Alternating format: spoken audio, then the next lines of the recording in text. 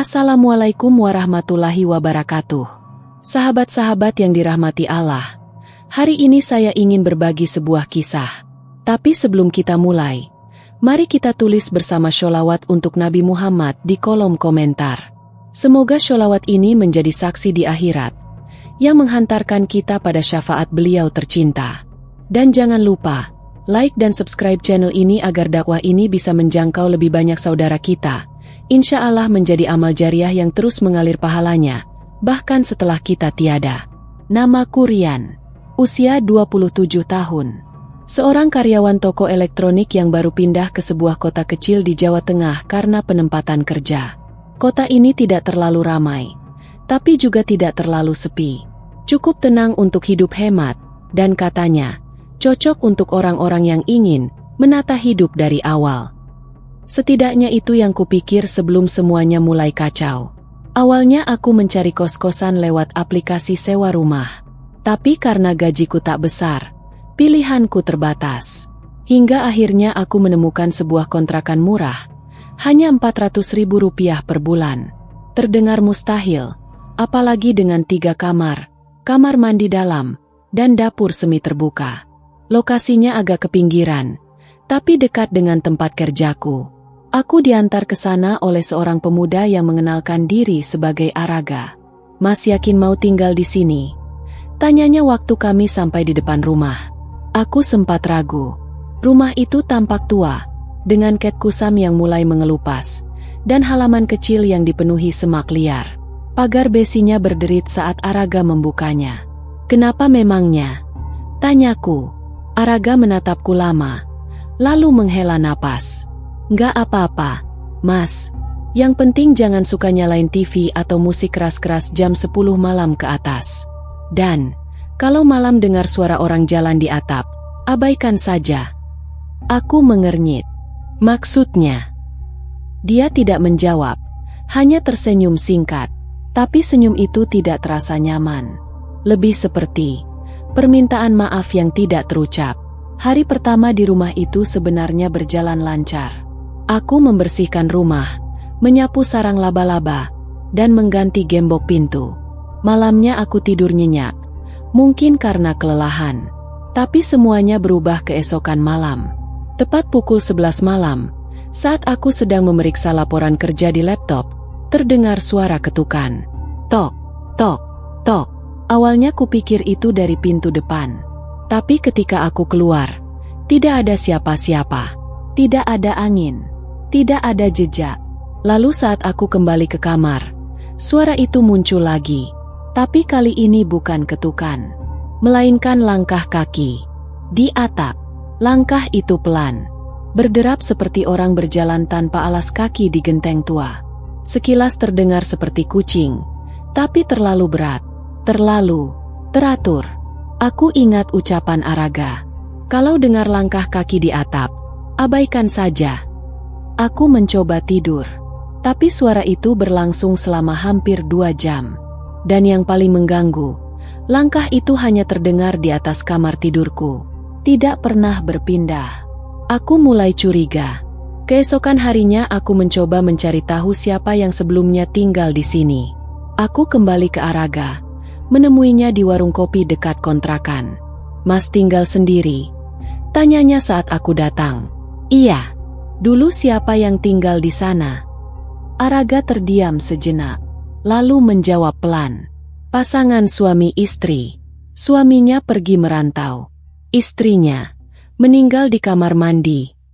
Aku menelan ludah. "Kenapa?" katanya terpeleset. Tapi orang-orang di sini nggak percaya. Aku menunggu lanjutannya. Waktu jasadnya ditemukan, kepalanya miring, lehernya patah. Tapi yang aneh, tidak ada darah, tidak ada luka. Cuma seperti dipelintir. Kayak diputar paksa. Suasana warung jadi terasa sunyi. Angin sore yang seharusnya menenangkan malah membuat bulu kuduku berdiri. "Dan satu hal lagi, Mas," kata Araga menatapku. "Jangan pernah buka jendela dapur waktu malam." Larangan Araga menggangguku. Tapi semakin dilarang, semakin aku penasaran. Maka pada malam keempat, Aku sengaja duduk di dekat dapur, menunggu pukul 12 malam. Jendela dapur menghadap ke kebun liar di belakang rumah. Saat malam, hampir tak terlihat apa-apa kecuali siluet pepohonan dan semak. Lalu, tepat pukul 12.15 malam, terdengar sesuatu. Suara seret, seperti kain basah yang diseret di lantai semen. Aku merapat ke jendela, perlahan-lahan membuka gorden. Dan saat itu, aku melihatnya. Seseorang, atau sesuatu, berdiri di ujung kebun. Berdiri diam. Wajahnya tidak jelas. Tapi aku bisa melihat rambut panjang yang menutupi mukanya. Dan tubuhnya yang kurus kering. Dia tidak bergerak. Tapi aku tahu dia sedang melihat ke arah jendela. Ke arahku. Setelah malam jendela dapur itu, aku merasa ada sesuatu yang berubah di dalam rumah. Bukan cuma soal suara langkah di atap. Bukan juga tentang sosok perempuan di kebun. Melainkan hawa. Ya, hawa rumah ini. Dingin yang tidak masuk akal mulai terasa setiap malam. Bahkan ketika siang hari panas terik, suhu di rumah tetap menusuk. Seperti hawa kamar jenazah. Tapi yang paling membuatku terganggu adalah suara-suara yang makin jelas. Bukan lagi langkah kaki, tapi suara bisikan. Paling sering terdengar di kamar belakang yang tidak kupakai. Ruangan itu kosong. Tapi setiap malam, aku bisa mendengar suara lirih, seperti orang sedang menangis tertahan. Kadang pelan, kadang menggeram. Dan sekali waktu, aku mendengar suara kursi kayu digeser. Padahal tidak ada kursi di kamar itu. Akhirnya aku mengalah. Keesokan paginya, aku paku pintu kamar belakang itu dari luar. Namun malamnya, tok, tok, tok, pintu kamar itu diketuk dari dalam. Aku tak sanggup membuka. Aku hanya berdiam di pojok kamar, berselimut sambil menggenggam Al-Quran kecil yang biasa kubawa. Aku mencoba menghubungi Araga berkali-kali, tapi tidak pernah diangkat. Bahkan ketika ku datangi warung tempat biasa dia nongkrong, pemilik warung hanya geleng kepala. Mas Araga udah 2 hari nggak kelihatan. Katanya, biasanya dia duduk situ tuh sambil nulis-nulis. Tapi ini kosong terus. Kegelisahanku bertambah. Siapa sebenarnya Araga?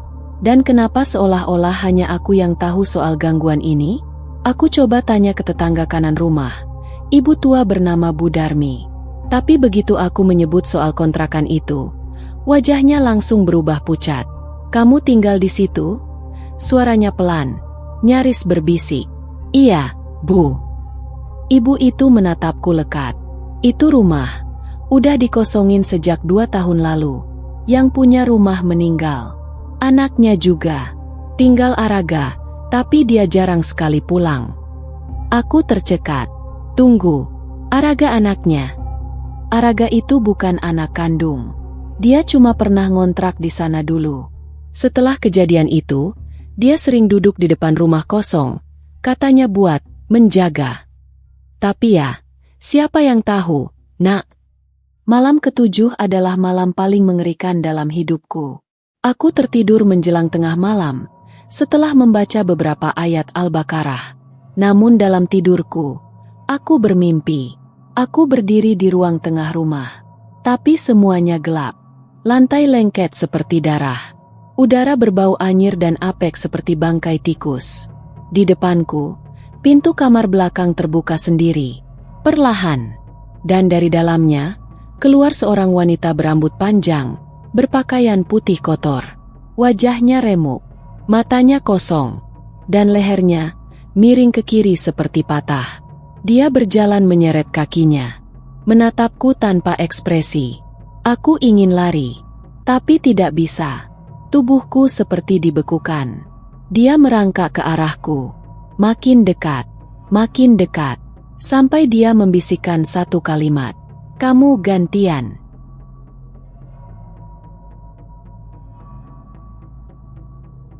Aku terbangun dengan napas terengah dan tubuh dingin seperti es. Dan di ujung tempat tidurku, ada bekas telapak tangan basah. Aku tak sanggup lagi. Pagi-pagi buta aku menghubungi ustaz dari masjid dekat gang. Setelah kuterangkan situasinya, beliau datang bersama 2 orang santri. Begitu masuk rumah, wajah mereka langsung berubah. "Ini rumah ada yang nungguin," kata ustaz itu. Dia membaca beberapa ayat dan menyuruh kami semua keluar dulu. Setelah sekitar 2 jam, dia keluar sambil menghela napas panjang. "Mas, kamar belakang itu bukan sekadar kosong, tapi ada sesuatu yang tertinggal di sana." "Apa maksudnya?" "Jasad." Aku tercekat. Waktu saya baca ayat kursi dan ayat ruqyah, hawa di kamar itu seperti menolak. Ada suara bisikan dari bawah lantai. Saya yakin pernah ada yang dikubur di sana. Sore harinya, saat aku sedang menunggu di depan rumah sambil berpikir akan pindah besok, seseorang muncul dari gang. Araga. Tapi dia tidak seperti biasanya. Wajahnya pucat, bajunya lusuh, matanya sayu. "Maafkan saya, Mas Rian," katanya pelan. "Saya nggak bisa jauh dari rumah ini terlalu lama. Kalau saya pergi, dia akan marah." "Siapa? Dia siapa, Ra?" Araga menatapku penuh duka. "Ibuku." Aku terdiam. Lalu dia menjelaskan. "Ibu saya dulu bunuh diri di kamar mandi. Tapi sebelum itu, dia membunuh istri saya. Dicekik. Karena katanya istri saya mau kabur, mau bawa saya pindah. Ibu nggak rela." Mataku membelalak. Suasana menjadi mencekam kembali. Waktu itu saya pulang telat. Saya lihat mereka berdua sudah dingin. Dan sejak itu, saya cuma bisa menjaga. Tapi saya lelah, Mas. Lelah sekali. Tiba-tiba, mata Araga berubah kosong. Kata-kata Araga menusuk seperti pisau es. "Sekarang giliran kamu." Aku mundur perlahan. "Giliran apaan, Ra?" Dia tidak menjawab. Ia justru tersenyum miring. Wajahnya tampak kosong, seperti tidak lagi berisi jiwa. Pandangannya kosong ke arah rumah. Dan tiba-tiba, dengan langkah cepat, Araga masuk ke rumah kontrakan. "Ah, Araga!" Aku menyusul, tapi tidak bisa mengejarnya. Pintu depan menutup sendiri dengan keras di hadapanku. Saat aku mencoba membukanya, terkunci dari dalam. Kudengar suara langkahnya, langsung menuju kamar belakang. Lalu, sunyi, benar-benar sunyi. Aku terus memanggil dari luar. Tetangga mulai berdatangan. Beberapa mencoba membantu mendobrak. Tapi pintu seperti dilas dari dalam. Tidak bisa dibuka. Sampai akhirnya, jeritan panjang, memekakan, seperti seseorang sedang dicabik dari dalam tubuhnya. Lalu, hening. 2 hari kemudian, setelah aku lapor polisi, rumah itu akhirnya dibuka paksa. Bersama aparat dan beberapa warga, kami masuk, dan yang kami temukan membuat semua orang terdiam. Kamar belakang terbuka. Di dalamnya tidak ada siapa-siapa. Tidak ada Araga. Tidak ada jasad. Tapi di lantai semen, tampak sebuah lingkaran gelap yang jika diperhatikan lebih dekat, tampak seperti noda darah tua yang mengering dalam pola pusaran. Ustaz yang sebelumnya datang, ikut masuk bersama kami. Dia berdiri di tengah ruangan, membaca doa. Lalu dia menatapku. "Mas Rian, kamu harus pindah. Malam ini juga.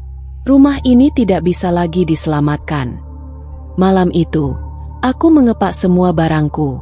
Tidak banyak. Sebagian bahkan kutinggalkan saja. Aku tidak peduli. Namun, saat aku melewati dapur untuk terakhir kalinya, jendela itu terbuka sendiri. Angin berembus masuk, lembut. Dan dari luar, dari arah kebun belakang, aku mendengar suara. Suara yang dulu hanya bisikan. Tapi malam itu jelas. "Jangan tinggalkan aku." Aku tidak menoleh. Aku lari. Dan aku tidak pernah kembali. Beberapa bulan telah berlalu. Aku kini tinggal di kosan kecil di kota lain, jauh dari rumah kontrakan itu. Tapi malam-malamku belum damai. Setiap malam, aku masih mendengar suara langkah kaki di atap, lalu ketukan di dinding. Kadang-kadang, dalam mimpi, aku melihat Araga berdiri di depan rumah kontrakan itu. Dia menatapku, tersenyum pelan, dan menunjuk ke arah rumah. "Masih ada yang belum selesai," katanya. Dan aku terbangun, selalu dalam keadaan yang sama. Tubuh dingin, dan bekas telapak tangan basah di ujung tempat tidurku. Dan konon, rumah itu kini tetap kosong. Tidak ada yang mau menempatinya. Meski iklannya selalu muncul di aplikasi sewa rumah. Harga sewanya semakin turun, bahkan ditawarkan gratis untuk sebulan pertama. Tapi selalu ada yang memperingatkan. Kalau sudah masuk, jangan buka jendela dapur malam-malam. Dan terutama, jangan abaikan suara langkah di atap. Karena rumah itu tidak pernah benar-benar kosong.